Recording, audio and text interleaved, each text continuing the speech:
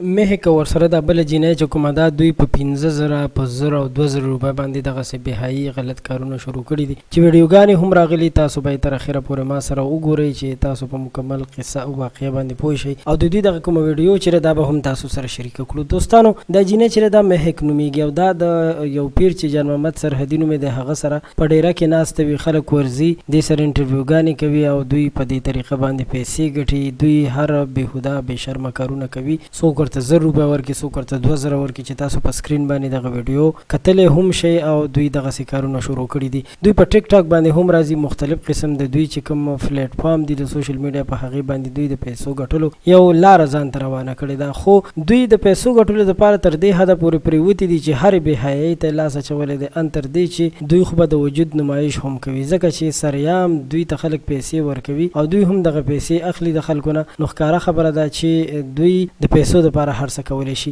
دوستانو که وکتل شي نو نن سبا د پیسو ګټلو دپاره ښځو جینکو داسې کارونه شروع کړي دي چې هغوی د خپل مور پلار پروا هم نه ساتي او مور پلار هم دا خلک د دې دپاره راویستلي دي چې دوی پیسې وګټي، ځکه چې نن سبا خلکو غلط کارونو ته کار ویلی دی او پیسې ګټلې اسره کړي دي. هیڅ په خپل لور باندې په خپل زوی باندې چک ان بیلنس نه ساتي چې خپل لور یا خپل زوی چې کوم دی هغوی باندې کلک نظر وساتي او د هغې د هر غلط کار مخنیوی وکړي او د یو غلط کار اجازت هم ورنکړي، بلکې د پیسو دپاره دوی داسې فري پرېښي دي چې دوی د وجود نمایش هم کوي، د وجود حصې هم بربنډوي او هر هغه کار کوي چې کوم کار د دوی خوښ وي، ځکه چې د پیسو دپاره دوی دغسې کارونو ته ملا تړلې ده. مهک چې دا اول کې چې سوشل میډیا ته راغله نو ډېره ښه ښکارېده، یقینا چې د خلکو خوښه وه، خو چې اوس یې دا بېحیایي او دا غلط کارونه شروع کړي دي نو هر سړی وایي چې دې پلیتو ښځو په یو پلیت کار باندې شروع کړې ده. نو د داسې ښځو دپاره پکار دی چې اکاونټونه انفالو شي،